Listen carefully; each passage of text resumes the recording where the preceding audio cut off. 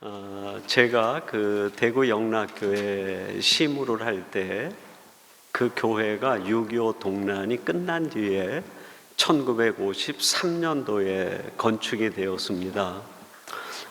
동란 때문에 서울에 있던 서울 영락교회 한경직 목사님하고 또 세문안교회라고 또 한국의 장로교를 대표하는 교회의 강신명 목사님이 피난을 가시게 되었습니다. 많은 분들이 이제 부산하고 대구, 제주에 피난을 가게 되는데 한경직 목사님과 강신명 목사님은 대구로 내려오셨어요. 그때가 1952년인데 대구에서 피난을 하시면서 모이는 성도들에게 말씀을 전하면서 세워진 교회가 대구 영락교회였습니다. 그리고 53년도에 건축을 했는데 지하 1층, 지상 4층에 그 당시에는 일반 회사 건물도 그렇게 높은 건물이 없는데 아주 큰 교회를 건축하게 되었습니다. 그리고 제가 대구 영락교회 시무하러 갔을 때가 2001년이었습니다. 그러니까 무려 한 50년 정도가 이제 건축한 뒤에 지난 거죠. 그때는 아주 좋은 벽돌로 불에 구운 내화 벽돌로 해가지고 건축을 했는데 그 색깔이 빨간 벽돌이 아니라 약간 검은색이 나요. 그 내부에도 그 당시에는 좋은 나무로 한다고 해가지고 약간 어두컴컴한 색으로 칠을 해가지고 교회 내부가 좀 침침하고 어둡습니다. 그리고 계단이 4층까지 있는데 본당이 3층에 있어요. 그러다 보니까 연세 드신 분들이 그 계단으로 해가지고 3층까지 올라가야 되니까 너무 힘드신 거예요. 그래서 이제 장로님들하고 회의를 하고 교회를 리모델링 하자 해가지고 내부에 색깔이나 모든 자재도 다시 바꾸고 건물 외부에다가 내부는 계단을 좁게 만들어서 엘리베이터를 설치한 공간이 안 나오는 거예요. 그래서 외부에다 돌출을 해가지고 엘리베이터를 설치할 이제 설계 도면을 만들고 그걸 하기 위한 이제 작업을 진행을 했습니다. 근데 처음에 건축을 할 때 한경리 목사님, 강심희 목사님, 교인들과 함께 그 교회 한쪽 남쪽에 있는 벽 전체에다가 등나무를 심으신 거예요. 그러니까 그 등나무가 50년을 자라가지고 지붕까지 올라간 거예요. 4층 지붕까지. 그러니까 여름에는 너무너무 시원하고 그게 교회의 하나의 그 상징이 되고 많은 분들이 보고 이제 그 등나무의 시원한 그 느낌이 여름에 얼마나 위로가 되는지 모르겠어요. 근데 엘리베이터를 놓으려고 하니까 등나무를 철수할 수밖에 없는 거예요. 그래서 재직회와 공동회를 다 거쳐가지고 등나무를 이제 걷어내고 그 자리에다가 엘리베이터 설치하기로 결정을 했어요. 그래서 이제 업자들을 불러가지고 그 등나무를 전부 철거해 내리는데 등나무가 다 철거된 뒤에 교인들이 전부 그 벽을 바라보고 깜짝 놀라는 거예요. 등나무를 철거한 그 벽에 십자가가 선명하게 새겨져 있고 그 밑에 오직 예수라는 단어가 거기서 나오는 거예요. 처음에 건축을 하셨던 한경림 목사님, 강신효 목사님하고 성도들이 교회를 건축하면서 교회에다가 우리는 십자가 중심이고 오직 예수님만 바라보며 나가겠다. 그 결단과 결심의 고백으로 한쪽 벽에다가 크게 그걸 새겨 넣은 거죠. 근데 등나무가 점점 자라서 어느 순간에가 그걸 다 덮어버리고 만 거예요. 여러분, 우리 마음속에 예수님의 십자가, 오직 예수, 우리가 이걸 새기고 살아야 되겠다. 이렇게 마음으로 결단하고 살아가지만 우리도 모르는 사이에 우리 속에 이런저런 넝쿨들이 자라가지고 그거를 다 가려버릴 때가 있어요. 분명히 내가 예수님의 십자가로 사는 사람이고 오직 예수로 살아가는 사람인데 그게 이런저런 거에 다 묻혀버릴 때가 있다는 거예요. 오직 예수 십자가가 딱 들어오는 순간에 교인들 전체가 표현하지 않아도 그런 마음을 갖는 거예요. 야, 초심으로 돌아가야겠다. 처음으로 돌아가야겠다. 이 성전이 지어질 때에 처음의 그 정신, 그 처음의 마음, 그 첫 주춧돌을 놓을 때에 그 선배 신앙인들이 가졌던 그 마음으로 우리들이 돌아가야 되겠다. 신앙이라고 하는 것은 바로 이렇게 처음으로 돌아가는 과정이라 할 수 있습니다. 내가 하나님을 몰랐을 때 그 하나님을 만나는 순간 내 인생의 덩쿨을 다 걷어내고 처음으로 돌아가는 그 여정이 신앙 생활 아닙니까? 근데 그 일이 쉽지만은 않아요. 성경에 보면 하나님께서 우리 모든 인생들에게 공통적으로 주어진 아버지가 정해놓은 것들이 있어요. 제가 성경의 말씀을 살펴보니까 여러 가지가 있는데 그 중에 몇 가지를 이야기한다고 하면 첫 번째로는 우리 인생은 한 번만 살 수 있게 된 인생이라는 거예요. 한 번뿐이다. 히브리서 9장 27절에 보면 사람이 한 번 죽는 것은 어떻다고요? 정한 것이요. 사람이 내가 아무리 경제적으로 여유가 있고 지식으로 많이 배우고 내가 권력이 있다고 해서 두 번, 세 번 살아가는 인생이 없어요. 영웅 호걸도 한 번 살면 끝이에요. IQ가 200, 300이 되는 천재라 할지라도 한 번 살면 인생은 끝입니다. 하나님이 정해놓으신 우리 인생의 공통적인 한 가지는 한 번뿐인 인생이라는 거예요. 두 번째로는 인생이 너무 빠르다는 거예요. 우리가 살아가는 삶의 속도가 너무 빠르다. 시편 90편 10절에 보면 모세가 지은 시인데요. 모세가 뭐라고 말합니까? 우리가 신속히 가니 어떻다고요? 날아가나이다. 사람이 보통 살면 70을 살고 강건하면 80을 사는데 우리의 인생이 얼마나 빨리 지나가는지 날아가는 것과 같다. 모세는 120세를 살았습니다. 다른 사람보다 40년 정도를 더 산 거예요. 오래 산 사람이잖아요. 근데 그 모세가 자기 인생을 돌아보니까 그냥 한순간에 지나가 버렸다. 여러분, 우리 인생을 내가 아무리 노력을 한다고 해서 붙잡아 맬 수가 없어요. 우리가 날아가는 그 인생을 어떻게 붙잡을 수 있겠습니까? 그리고 세 번째는 우리 인생은 연습 경기가 없다는 거예요. 다 실전인 거예요, 실전. 지금 여러분이 살아가는 삶은 다 지금 이 실전 경기에 임하고 계시는 거예요. 마태복음 25장에 달란트 비유가 나옵니다. 5달란트와 2달란트, 1달란트 받은 사람이 있는데 주인이 먼 타국에 갔다가 돌아와서 계산을 해요. 근데 1달란트 받은 사람에게 마태복음 25장 30절에서 뭐라고 말씀합니까? 이 무익한 종을 바깥 어두운데 내어 쫓으라. 자기가 살아온 인생을 다시 반복해서 살아갈 수가 없는 거예요. 연습 경기가 아닌 거예요. 연습 경기가 다 실전인 거예요. 실전.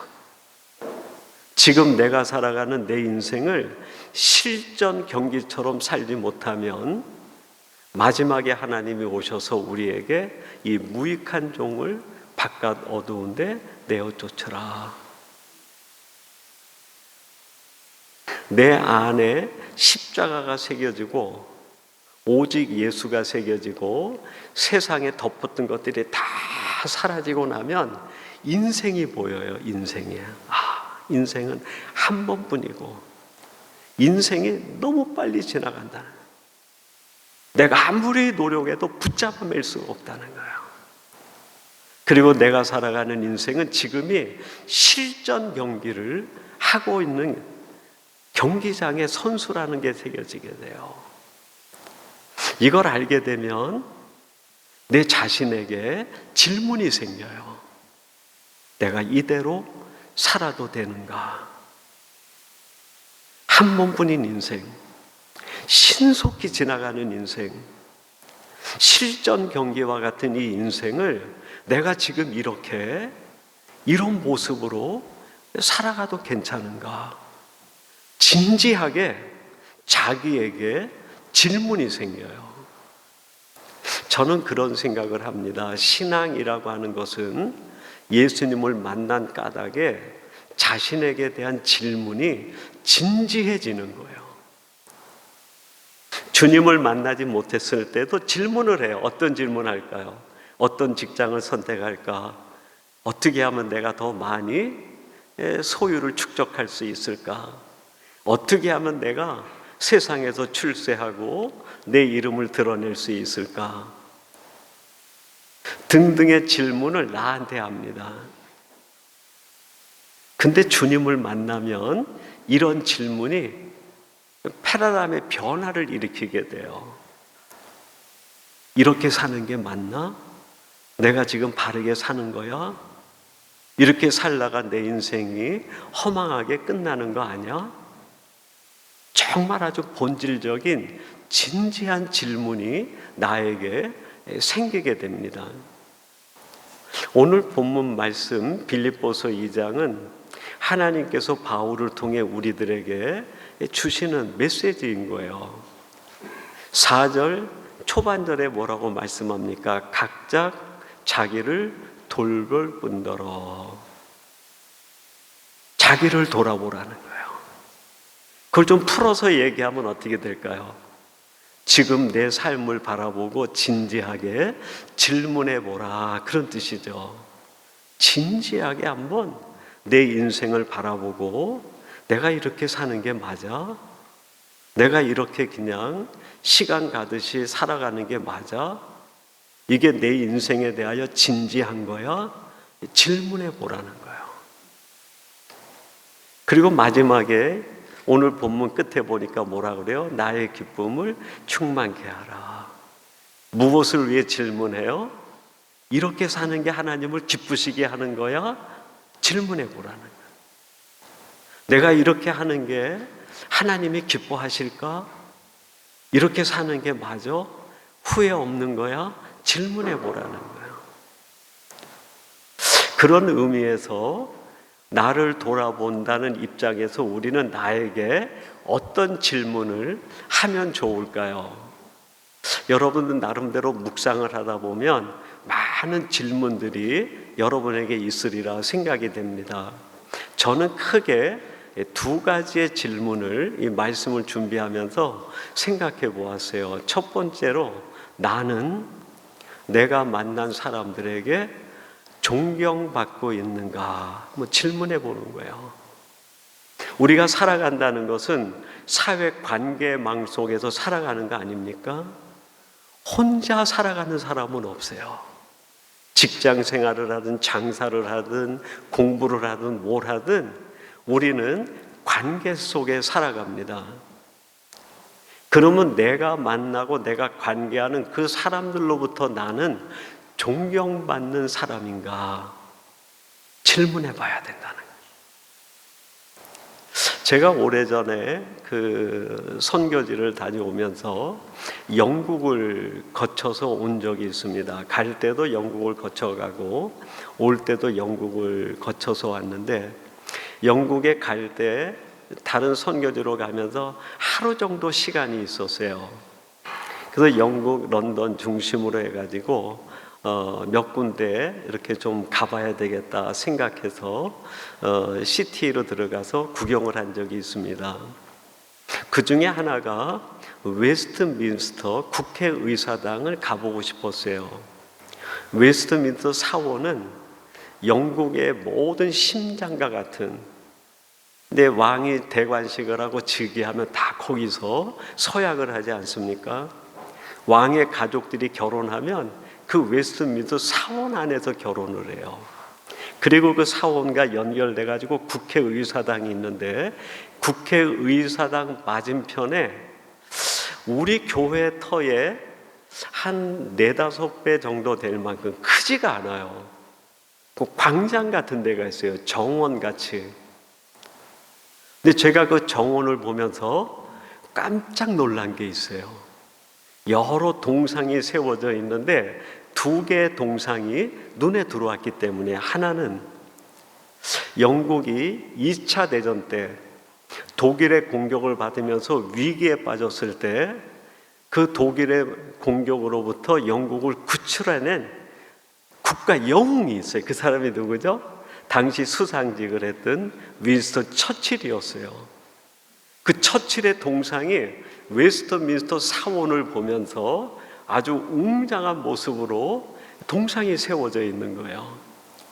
그걸 봤을 때는 뭐 그렇게 큰 문제가 있겠어요?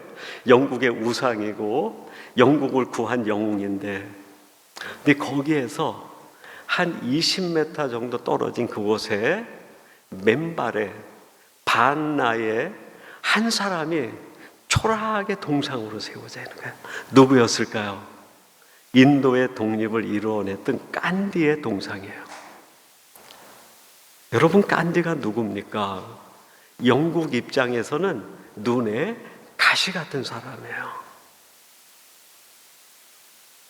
2차 대전이 1945년에 끝났는데 영국으로부터 인도가 독립한 해가 2년 지난 1947년에 독립을 해요. 45년 2차 대전이 끝날 때만 해도 영국은 인도를 독립시켜 주려고 하지 않았어요. 인도에서 소금만 팔아도 생기는 수입이 한없는 거예요. 이게요. 뭄바이라든지 남부 지역에 있는 곡창들과 거기에서 나오는 향신료들은 유럽에서는 그냥 인기 품목인 거예요. 금싸라게. 영국이 인도를 독립시켜줄 마음이 없었어요. 근데 이 간디가 비폭력 독립운동을 하면서 2차 대전이 끝나고 2년 뒤에 독립을 합니다. 처칠이 간디를 보고 한 말이 있어요. 간디는 노여움이 없는 사람이다. 간디는 분노가 없는 사람이에요. 분노가. 노여움이 없다는 거예요. 나중에 제가 그 간디 자서전을 봤는데, 간디 자서전 앞에 보면 사진 설명이 한 10장 정도가 나옵니다. 근데 그 간디가 사람을 만나서 악수하는 모습이 나오고 그 밑에 그런 말이 써 있었어요. 나는 그들에 대하여 노여워하지 않습니다. 긍휼히 여길 뿐입니다. 그런 말이 써 있어요.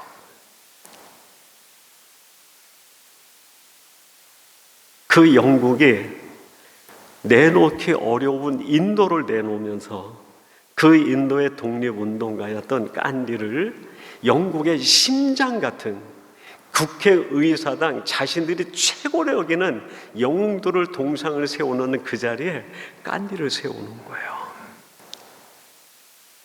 그걸 본 내 마음에 그런 생각이 들었어요. 간디는 도대체 어떤 사람이길래 이렇게 영국에 감동을 주고 영국의 심장 같은 곳에 그들이 자기 돈을 들여서 동상을 새길 정도로 존경받는 인물이 되었을까? 간디가 비폭력 운동을 하면서 강조했던 게 있습니다. 주먹진 손으로는 악수를 할 수 없다는 거예요. 분노를 가져서는 안 된다요, 분노를. 그게 영국 사람들을 감동시킨 것이 아니겠는가? 간디의 지식이 아니라, 간디가 가지고 있는 독립운동에 대한 어떤 정신이 아니라, 간디가 가지고 있었던 사람에 대한 이해, 아무리 자기들에게 온갖 포각을 다하고 박해를 해도 그들에 대하여 노여워하지 않는, 늘 누군가에게 손이 펴 있는 그 사람이 영국 전 국민들에게 존경심을 만들어낸 것이 아니겠는가. 창세기 26장에 보면 이삭 이야기가 나옵니다. 이삭이 흉년이 들어가지고 자기가 있는 곳에서 살 수 없게 되니까 애굽으로 내려가려고 그래요. 애굽은 곡창지대라 양식이 막 넘치는 거예요. 근데 그 밤에 하나님이 나타나셔가지고 애굽으로 가지 못하게 하시고 어디로 가게 합니까? 블레셋 땅 그랄로 가게 하세요. 그랄로. 그때 그랄의 왕은 엘리멜렉인데 아주 사나운 사람이에요. 근데 그 이삭이 그랄에 가가지고 그 해에 농사를 지어서 100배의 열매를 거둬요. 근데 그 땅을 블레셋 사람들이 빼앗아 버립니다. 점점 더 골짜기 들어가는 거예요. 근데 창세기 26장 26절에 보면 부엘세바라고 하는 깊은 골짜기에 들어가 있는데 거기를 누가 찾아올까요? 그랄의 왕 엘리멜렉과 군대 장관, 지금으로 하면은 아마 국방부 장관 정도 되는 전쟁을 담당하는 비골이라는 장군이 같이 찾아와요. 그리고 이삭에게 화친을 청합니다. 당신은 하나님과 함께 한 사람입니다. 우리를 해하지 마세요라고 용서를 빌어요. 진짜 신앙인이 아닌가. 그랄의 왕 엘리멜렉으로부터 존경을 받는 이삭 같은 삶이 정말 신앙인의 삶이 아닐까. 여러분, 우리가 살다 보면 때때로 이런 어려움을 당할 때가 있습니다. 그럴 때 우리들이 거기에 무엇인가 대응하는 것이 아니라 더 손을 펴는 거예요. 더 포옹하고 더 끌어안고 더 감싸면서 우리는 어떻게 해야 됩니까? 우리가 만난 사람들에게 마침내 존경심까지 받아낼 수 있는 사람이 돼야 되지 않겠는가? 예수님을 믿습니다 하는 믿음도 중요해요.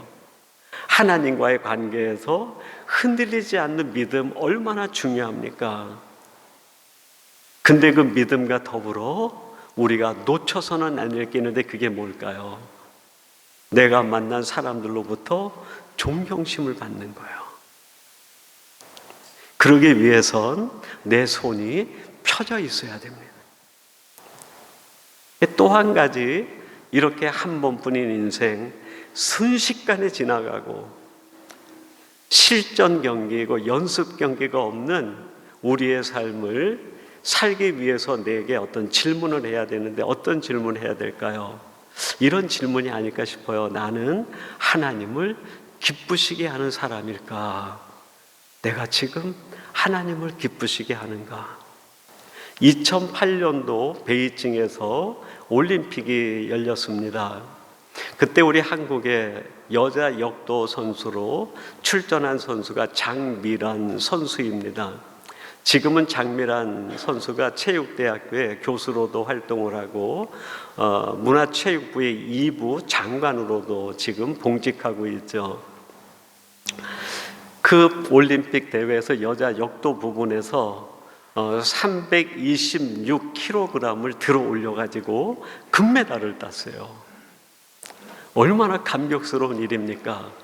금메달을 따고 난 뒤에 귀국하고 나서 기자들이 이제 인터뷰를 했어요. 그때 감격이 어떻습니까? 어떻게 그 326kg 되는 그 무게를 들어 올릴 수가 있었습니까?